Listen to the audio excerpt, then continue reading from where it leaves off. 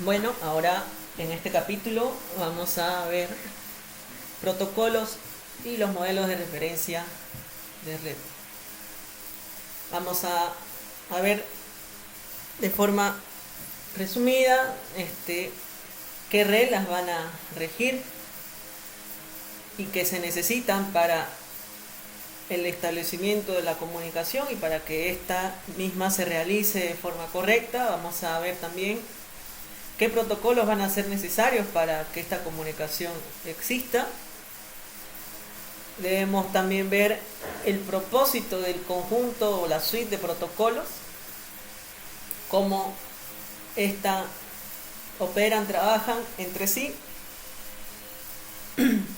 qué organizaciones, grupos de trabajo, estándares han sido los precursores de estos modelos de referencia, protocolos y también los protocolos.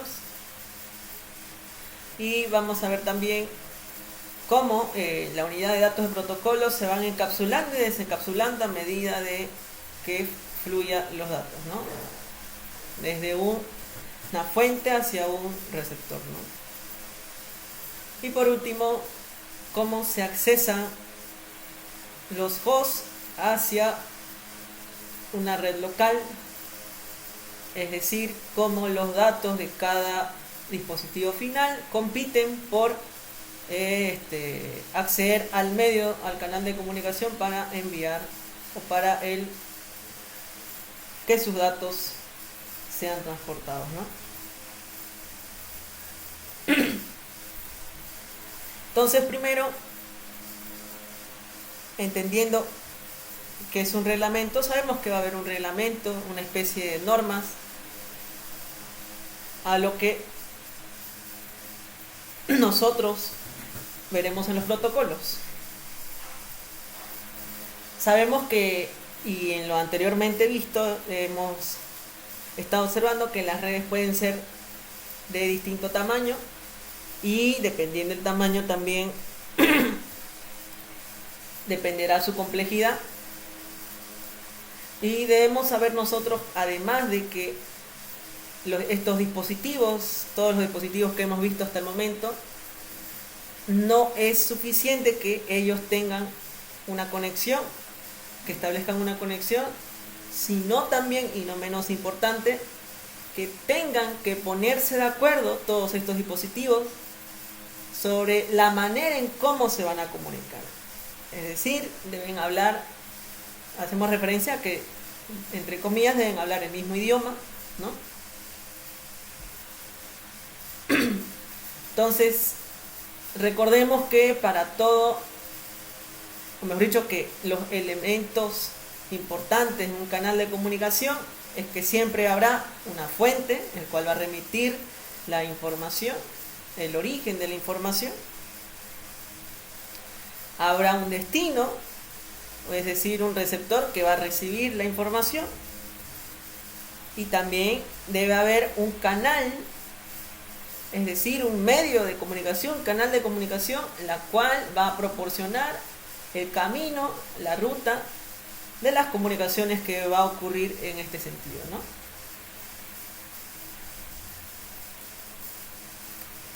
Entonces, si decimos que estos dispositivos se deben poner de acuerdo de alguna manera para comunicarse, debemos pensar en que, o debemos entender que estas comunicaciones, para que se puedan entender entre los dispositivos, pues las comunicaciones terminarán, o mejor dicho, se van a regir, se rigen mediante protocolos. Estos protocolos van a ser un conjunto de reglamentos, van a ser las reglas que van a seguir paso a paso, a pie de la letra, las comunicaciones para que éstas puedan darse de forma correcta, ¿no? Estas reglas van a diferir dependiendo, en función del protocolo que vamos a estar viendo en cada capa a medida que estemos estudiando y repasando, ¿no? Aquí tenemos, por ejemplo, en la ilustración o los elementos de un canal de comunicaciones. Tenemos, por ejemplo,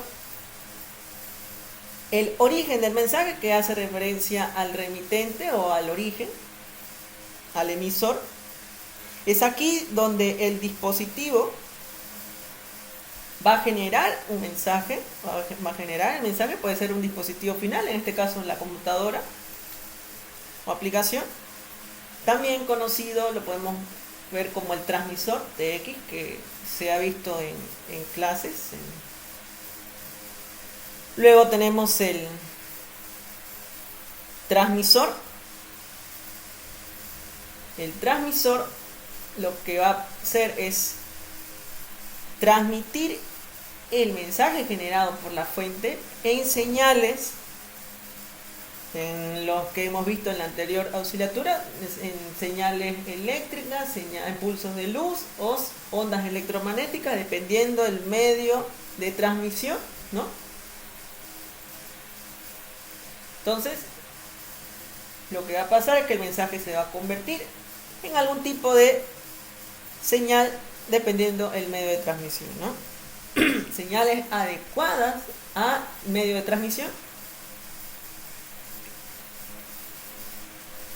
para luego pasar por el canal de comunicaciones. Esta va a ser la ruta, el cableado, si se tratase de un medio guiado, en donde la señal va a viajar. Si no fuera un medio guiado, tal vez puede ser un medio no guiado, es decir, un medio con conexión inalámbrica, para luego pasar o llegar al receptor, que va a ser aquel dispositivo que va a decodificar las señales recibidas de la información en datos, en información que sea comprensible para el receptor, ¿no?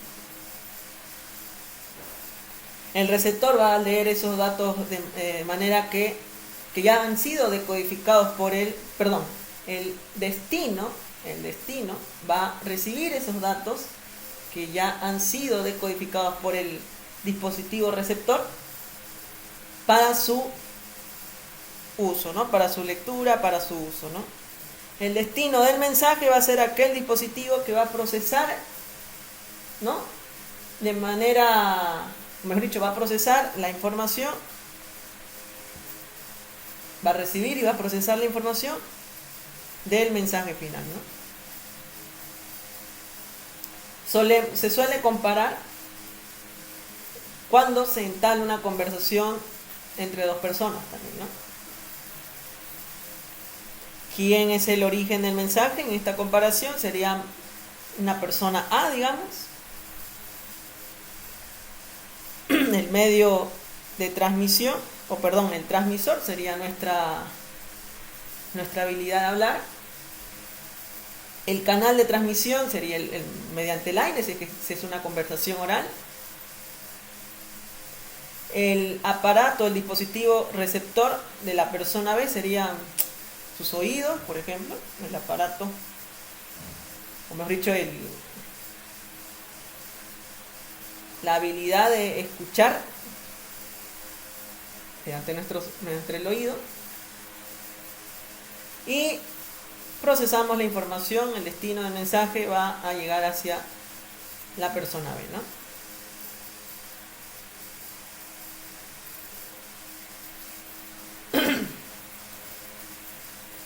Entonces, ya sea dispositivos de red o en una comparación entre la comunicación de dos personas de forma oral, en ambas situaciones se deben establecer reglas, se deben establecer acuerdos para que estas dos personas o estos dos dispositivos, por ejemplo, se puedan entender entre sí para llevar a cabo de forma correcta una conversación, ¿no?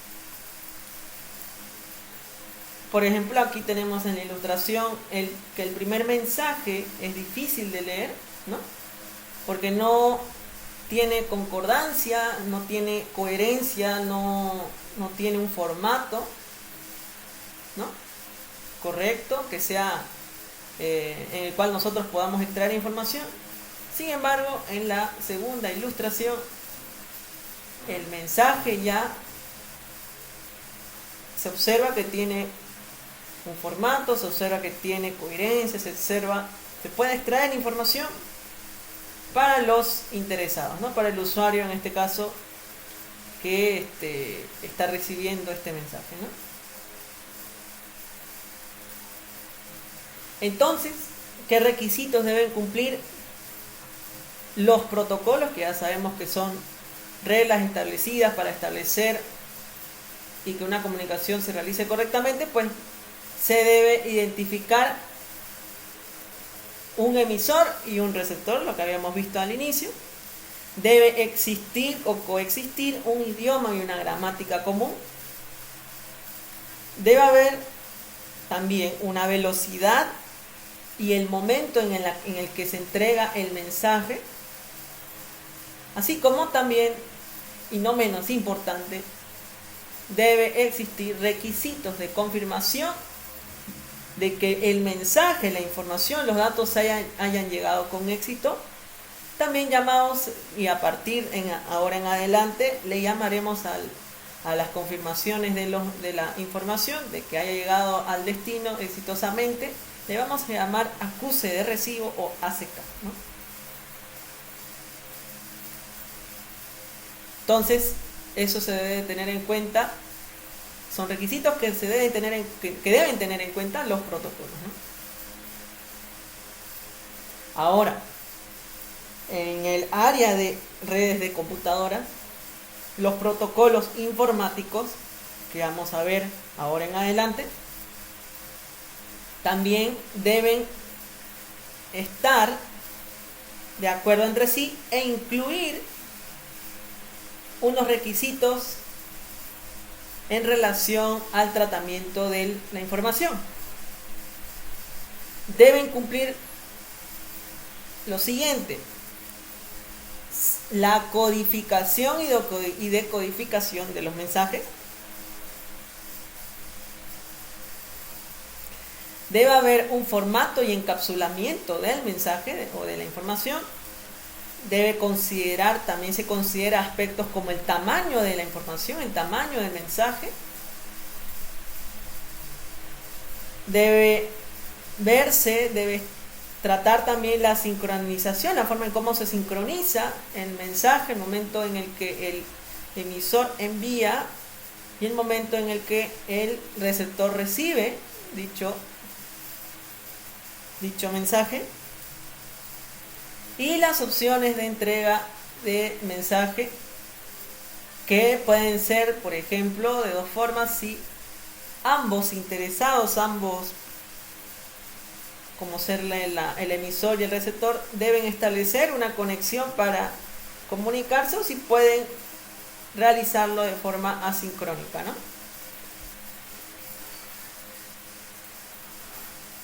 Entonces, empecemos con el primer punto: codificación de los mensajes. Entendemos por codificación que va a ser aquel proceso en donde la información se va a convertir en alguna forma aceptable para el proceso de transmisión, ¿no? Y la decodificación pues resulta ser el proceso inverso para interpretar esta idea, ¿no? Entonces tenemos aquí en la ilustración el dispositivo, la fuente donde se va a originar el mensaje, que puede ser, como he dicho hace un momento, una computadora, una aplicación. Se genera el mensaje, en este caso tenemos acá aquel dispositivo. Tenemos el codificador, encoder, que es el que se va a encargar de codificar la información, digamos, binaria que va a generar la aplicación, el dispositivo, y tratar de convertirlo eso en señales adecuadas para que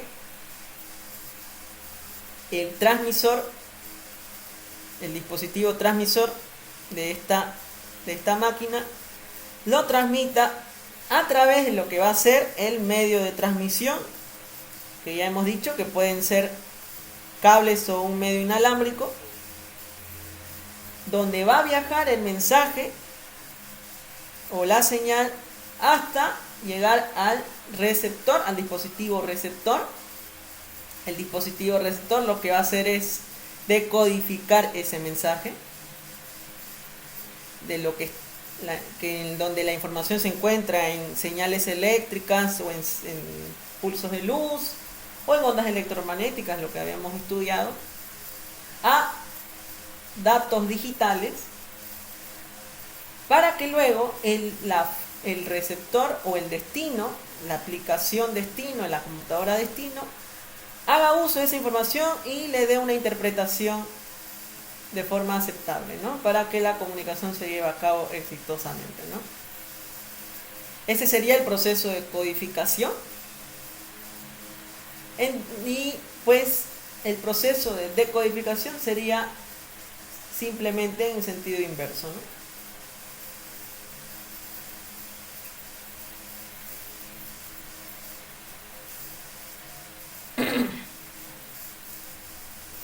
Entonces,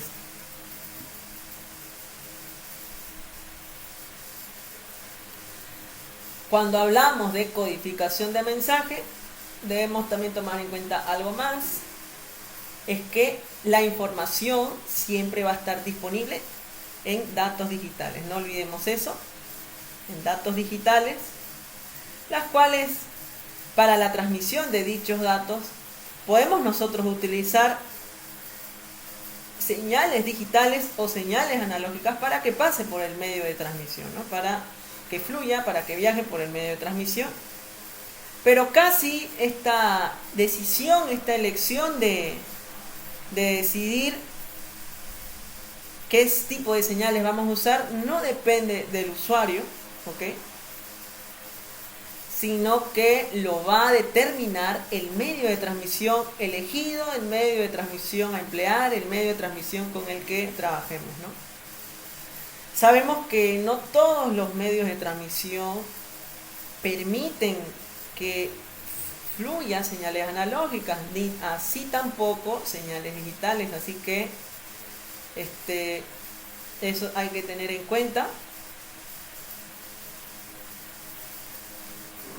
Pero lo que sí es cierto es que la naturaleza de los datos en el cual desde que se van a originar siempre será digital, ¿okay?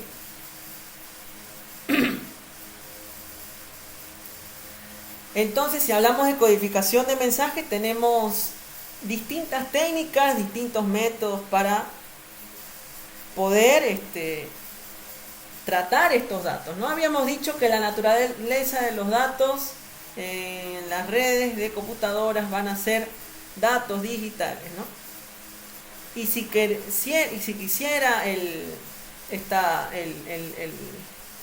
dispositivo emisor, el dispositivo transmisor, transmitir, llevar al canal de comunicaciones los datos digitales a través de señales digitales, sería, o mejor dicho, se recurre a métodos de codificación como el NRZ, no retorno a cero, NRZI, no retorno a cero invertido, y la codificación Manchester, ¿no? Esto sí se usa para representar datos binarios en señales digitales, ¿no? Como es el caso de los módems, ¿no? Ahora, si se tratase, si se quisiera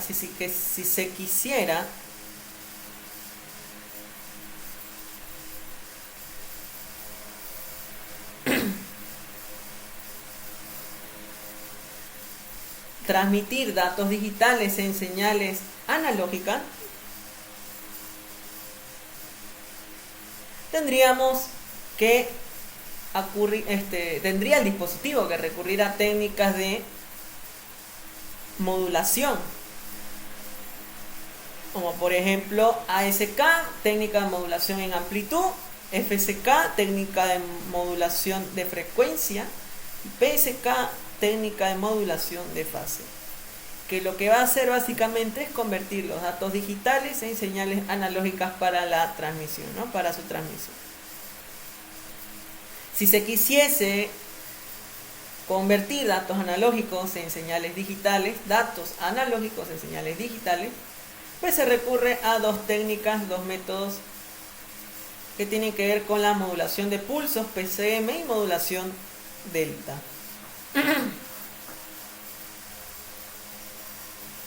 Esto muy usado muy aplicado en telefonía, ¿no? Ya que la voz es una señal analógica, o son datos analógicos, y para convertir se tiene que hacer esa lectura, ¿no? Esto desde el punto de vista del receptor, ¿no? Los datos analógicos llegan al receptor y el receptor lo debe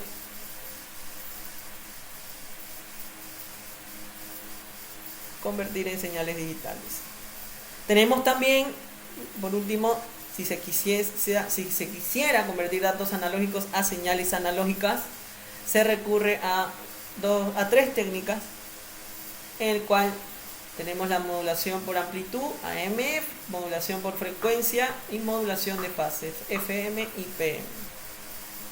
Esto lo que va a hacer es modificar las propiedades de las señales analógicas para poder transmitir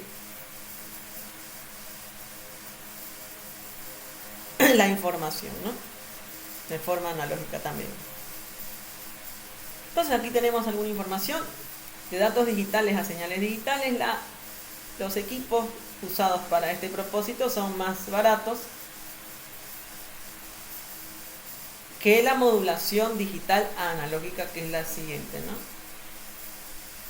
En el caso de datos analógicos a señales digitales, el uso de los equipos son más modernos y los repetidores implementados aseguran una transmisión eficiente sin errores, ¿no? Si se quisiera transmitir datos digitales a señales analógicas, tenemos, por ejemplo, medios como de transmisión, como la fibra óptica, o medio inalámbrico, medio no guiado, en donde solo se propagan señales analógicas, ¿no? Datos analógicos, señales analógicas, se usan para transmitir en la voz telefónica, por ejemplo, ¿no? Luego, ahora pasamos a otro requisito que debe tener un protocolo informático. Este es el de formato y encapsulamiento del mensaje, es decir, formato y encapsulamiento de la unidad de datos de protocolo, ¿no?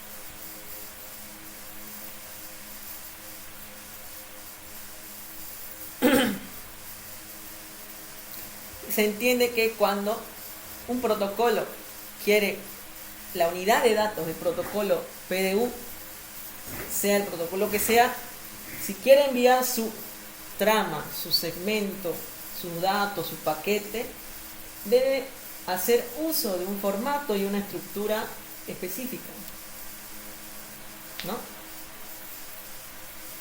Esto va a depender del tipo de mensaje y el canal que se utilice para entregar dicho mensaje, ¿no? Debe cumplir una estructura específica. Generalmente, a medida que vayamos viendo la unidad de datos de cada protocolo que veamos en las capas que vamos a estudiar, siempre van a estar representadas mediante campos de información en las cuales tiene un propósito específico cada uno de los campos de la unidad de protocolo. Por ejemplo, acá podemos ver, este de acá es el paquete, los campos del paquete del protocolo IP de capa 3 de red. Tiene varios campos y cada campo tiene un propósito específico que se va a estudiar más adelante. y tiene una función, ¿no? A la vez que también tiene un formato y tiene un tamaño determinado, ¿no? Entonces,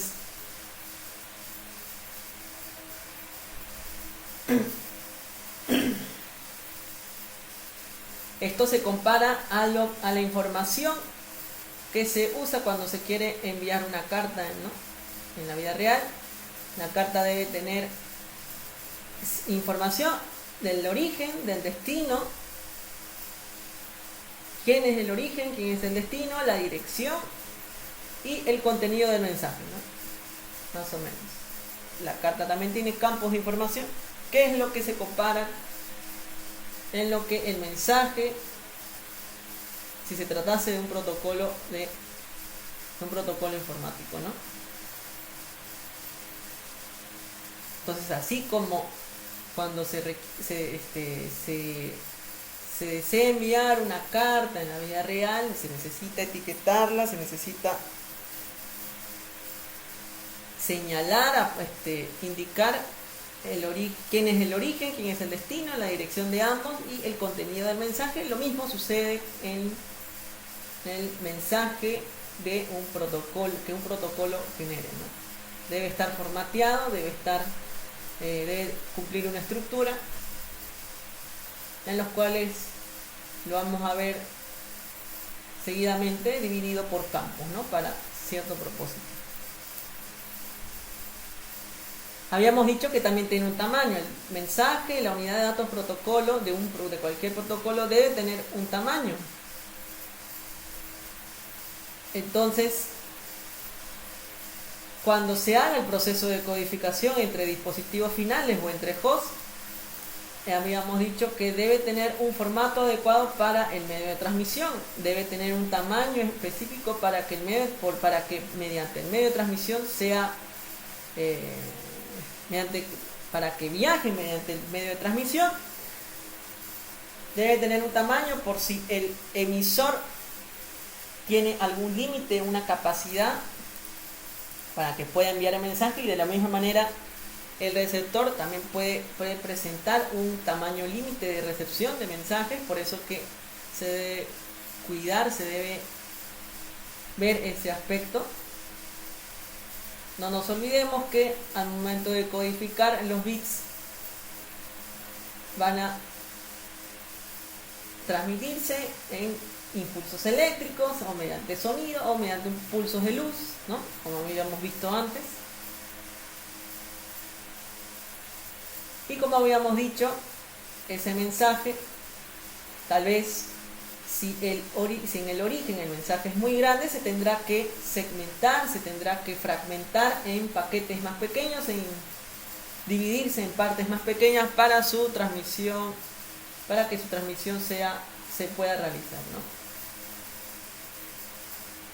Siempre teniendo que cumplir estos paquetes, teniendo que cumplir con la capacidad de admisión de los mensajes en parte del receptor, o la capacidad de generación de los paquetes o los mensajes por acá que presenten el origen, ¿no? También otro requisito que deba tener un protocolo informático es la temporización del mensaje. Aquí vemos aspectos muy importantes que se va a estudiar en la capa 2, por ejemplo, y en la capa 4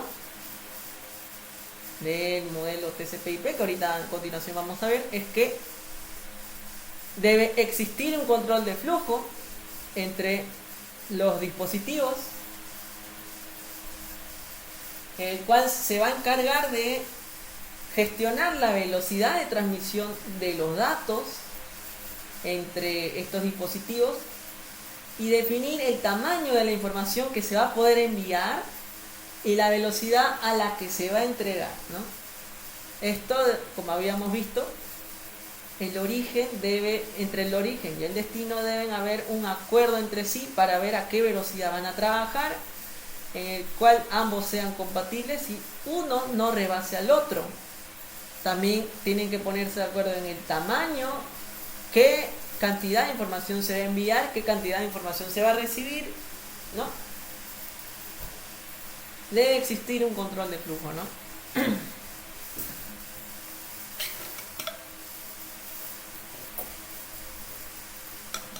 También debe existir un tiempo de espera de respuesta. Un tiempo de espera de respuesta para que el dispositivo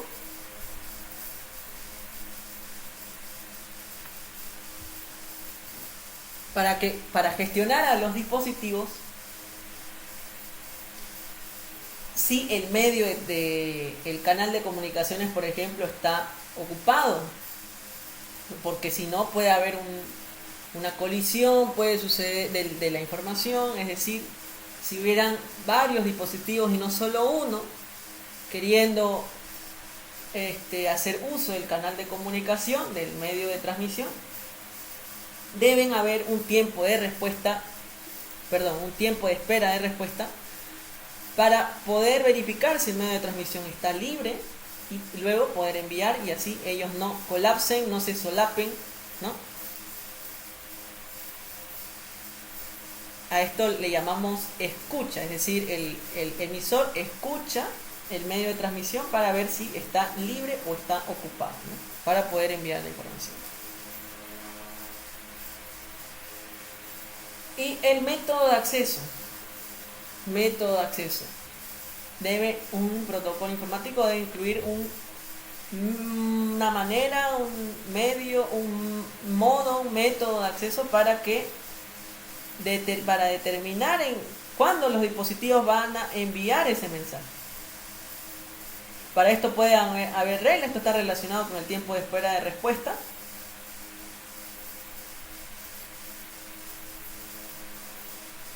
Por ejemplo,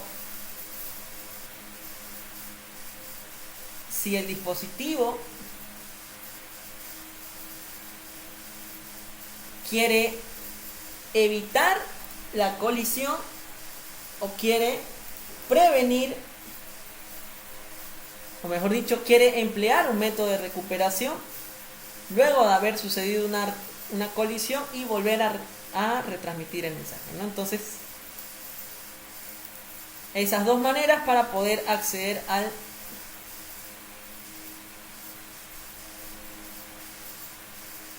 medio, ¿no? Al canal de comunicación.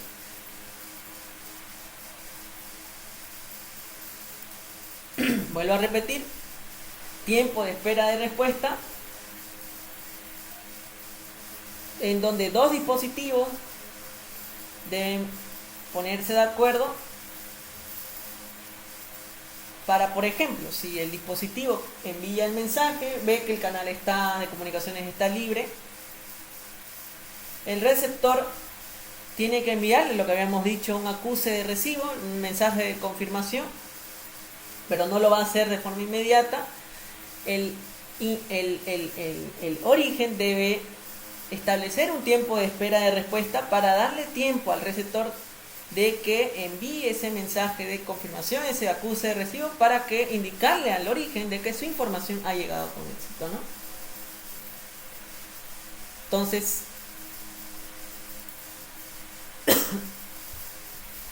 eso debemos tener en cuenta por si en la evaluación del primer parcial pueda ser evaluado.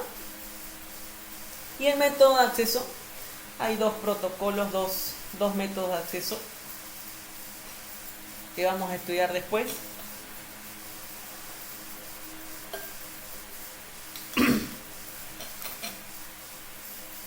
Si no me equivoco, en los primeros temas se han estudiado en clases protocolos proactivos y protocolos reactivos, ¿no? Entonces, de una vez reconozcamos que los protocolos proactivos son los que van a evitar la colisión de los dispositivos o entre los dispositivos, entre la información de los dispositivos, y los protocolos reactivos van a hacer uso de algún mecanismo de recuperación luego de que se haya producido una colisión, ¿no? Opciones de entrega del mensaje. Este es otro requisito más, el último, que debe incluir y debe estar de acuerdo un protocolo informático, ¿no? ¿Cómo se puede dar esta entrega de mensaje entre dispositivos? Entre uno o más dispositivos, pues tenemos una comunicación de tipo unicast, en donde la comunicación se va a dar entre un dispositivo hacia otro dispositivo, es decir, una comunicación uno a uno. Tenemos también otra comunicación de tipo multicast, que se da desde uno a muchos, un origen y muchos destinos, pero no todos. Esa es la diferencia. Muchos destinos, pero no todos. Y una comunicación de tipo broadcast, en donde se da desde el origen para absolutamente todos los dispositivos dentro, por ejemplo, de una LAN, en el caso en los tres casos, ¿ok? Si tenemos una LAN, por ejemplo, y el origen desea transmitir información, en unicast solamente el destino va a ser uno, va a ser solo un destino. De tipo multicast, el origen, una LAN desea transmitir esa información, el destino van a ser muchos, pero no todos. Muchos, pero no todos. Y en una comunicación de tipo broadcast, el origen desea transmitir esa información para todos los dispositivos, o para todos los destinos, para todos los dispositivos ubicados dentro de la LAN, ¿no? Entonces aquí tenemos una ilustración a través de iconos y cómo se puede representar estas opciones de entrega, ¿no?, del mensaje. De tipo unicast, de uno a uno; tipo multicast, de uno a muchos pero no todos; y de tipo broadcast, comunicación de uno a todos, ¿no?, desde uno a todos. ¿De cuánto vamos de tiempo? 37. Bueno, entonces, luego de haber contemplado características, requisitos que deben establecerse para que un protocolo funcione correctamente, vamos a ver de qué se tratan estos protocolos, quiénes son estos protocolos, qué representan estos protocolos y cómo reconocerlos o cuáles son, ¿no? Recordemos que los protocolos definen un conjunto de reglas, un reglamento para poder establecer una comunicación, además de la conexión entre dispositivos, ¿no?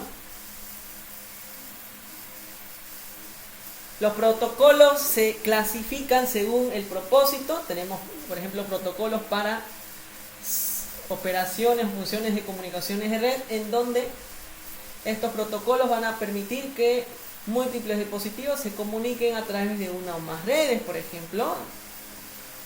Esto hace referencia a protocolos de capa 3, capa de red.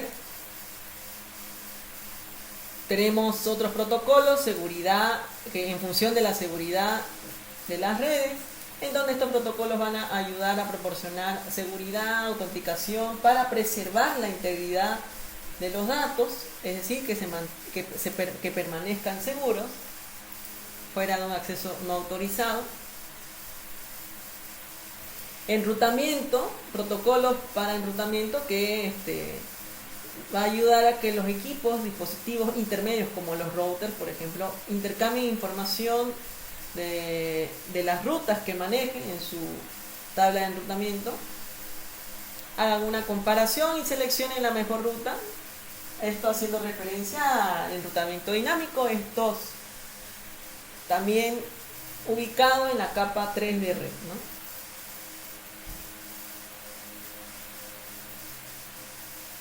Entre otros, ¿no? Entonces, estos protocolos ya mencionados, porque hay muchos, se implementan en dispositivos, ya sea en el software, ya sea en el hardware o en ambos.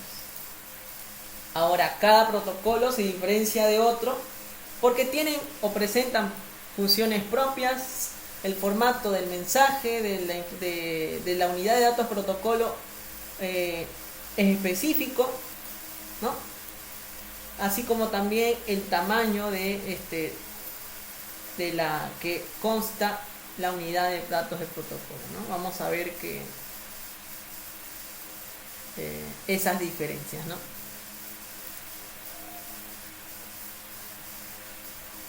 Recordemos entonces las funciones que debe tener los protocolos de red. Pueden tener una o varias funciones similares a los requisitos que habíamos hablado que debe cumplir un protocolo informático, un protocolo de red.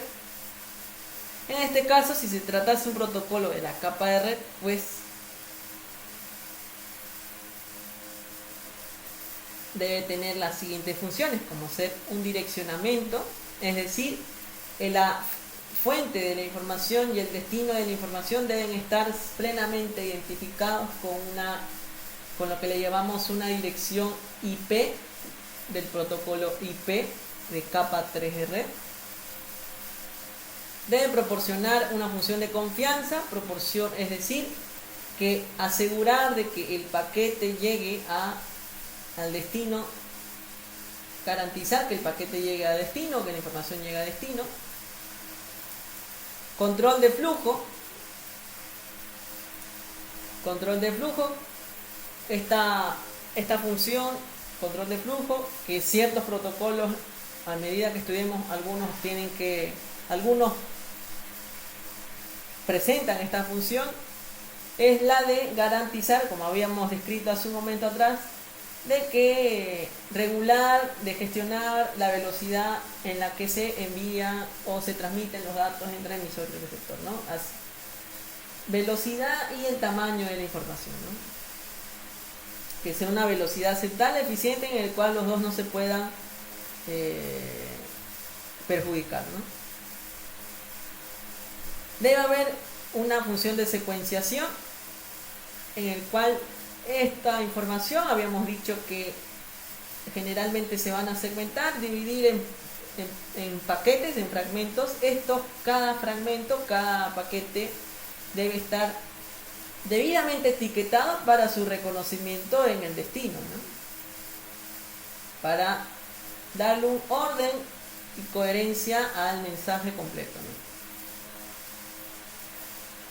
¿no? Un protocolo de red también debe tener una función de detección de errores para determinar si la información ha llegado corrupta, ha llegado dañada, o si hubo errores en el camino o durante la transmisión,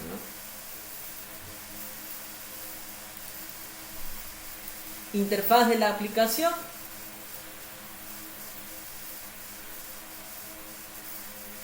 Cada aplicación en el lado de la fuente y en el lado del destino deben establecer el mismo tipo de comunicación, deben trabajar con el mismo protocolo para poder entenderse, ¿no?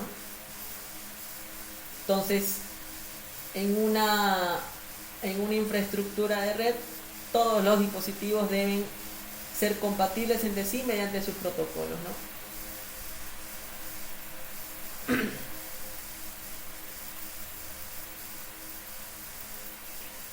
Aquí tenemos que varios protocolos van a interactuar entre sí.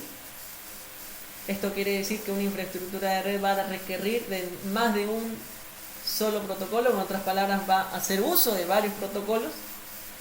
Y pues, como habíamos dicho al inicio, cada protocolo va a tener una función, cada unidad de datos del protocolo va a tener un formato y tamaño de su unidad de datos, de su PDU, ¿no?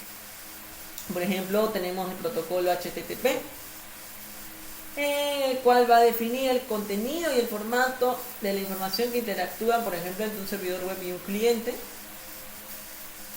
El protocolo TCP, que es el que se va a encargar del control de flujo, de garantizar la entrega de la información y de la comunicación de extremo a extremo, de un dispositivo final origen hacia un dispositivo final destino, entre otros. El protocolo IP, que se va a encargar de gestionar la entrega de la información desde el emisor hasta el receptor. de manera global, protocolo Ethernet, que se va a encargar de gestionar la información desde una tarjeta de una tarjeta de red de internet hacia otra tarjeta de red de internet, es decir, de una NIC a otra NIC, en una LAN, y una infinidad de protocolos que existen a nivel de cada capa, ¿no? Entonces, hemos visto que hay una variedad de protocolos que pueden interactuar entre sí, ¿no? Que cada uno muestra sus funciones, presenta funciones, las cuales se van a encargar de ciertos mecanismos. Presentará su propia unidad de datos que estará ordenado o estructurizado mediante campos que tendrán cada uno una tarea específica. Todo esto, cuando hablamos de varios protocolos, un conjunto de protocolos, podemos también llamarle una suite de protocolos, ¿ok?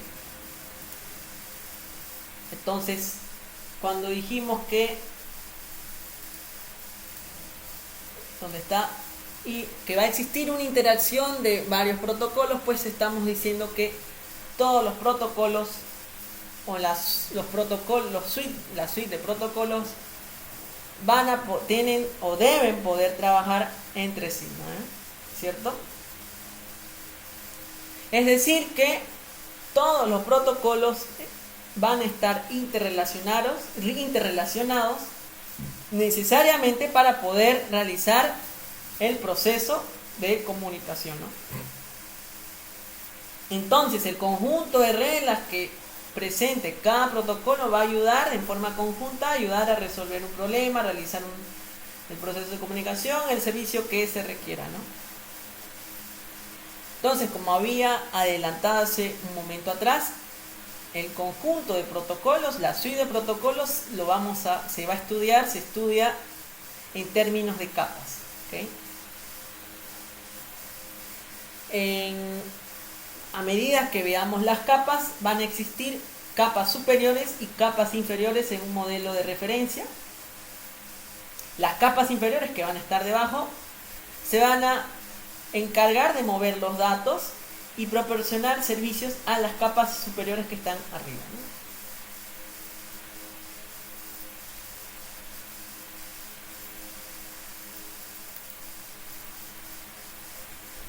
Entonces tenemos, por ejemplo, varios conjuntos de protocolos, varios suites de protocolos establecidos o referenciados en modelos, mediante modelos de referencia. Por ejemplo, tenemos la suite de protocolos de la internet, también llamada, o mejor dicho, suite de protocolos o modelo TCP/IP, también es de la internet, porque la internet como la conocemos se rige mediante esta suite de protocolos, que es un conjunto desarrollado por el grupo o organización de trabajo IETF. También tenemos, y seguramente lo han visto en el avance en clases, tenemos el modelo OSI, que es el protocolo de interconexión de sistemas, desarrollado por la ISO, otra organización internacional de normalización. Otra suite de protocolos como AppleTalk, desarrollado por Apple, etcétera, etcétera, ¿no? Entonces vemos varios suites de protocolos de distintos grupos o organizaciones de grupos de trabajo.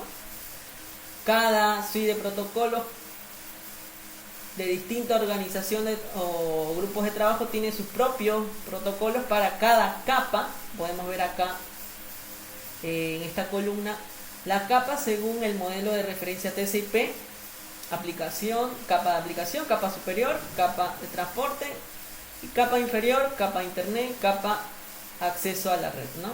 O también esta la podemos conocer como capa de enlace de datos, ¿ok? Entonces, a medida que, si observamos en cada capa, se hace una comparación de todas las suites de protocolos de distintos grupos de trabajo o organización de trabajo, ¿no? Cada organización de trabajo ha desarrollado variedad de protocolos o que podemos comparar y ubicar en cada una de las capas del modelo TCP/IP. Por ejemplo, el protocolo Ethernet, ARP y LAN inalámbrica están en la capa, o se ubican, podemos ubicarlas en la capa de enlace de datos. Para la suite de protocolos TCP/IP tenemos protocolos como IP versión 4, IP versión 6 y SMP en la capa de red. Según la suite de protocolos ISO tenemos protocolos como CONP, CMNS, CLNP en la capa de red.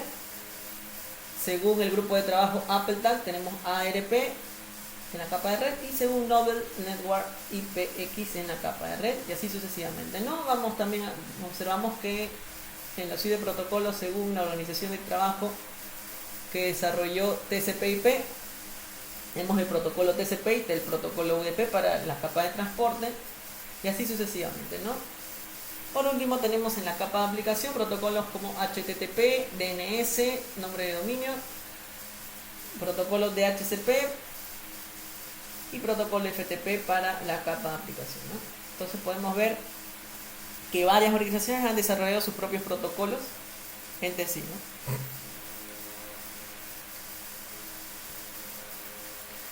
Entonces, ahora, si nos enfocamos solamente en la suite de protocolos según el modelo TCP/IP, podemos ver cómo operan a través de las capas, ¿no?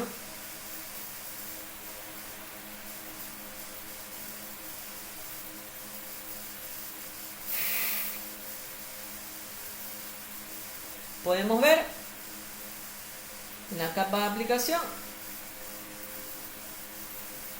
protocolo HTTP en la capa de transporte, protocolo TCP en la capa de internet, protocolo IP y en la capa de red de acceso a la red, protocolo Ethernet, ¿no? Estos son los más comunes si se tratase de una comunicación entre un cliente y un servidor web. ¿Ok? ¿A qué hora es? 50. Bueno, entonces nos quedamos aquí. Nos vemos en la siguiente a retomar y continuar en donde nos quedamos con la suite de protocolos que presenta el modelo TCP/IP.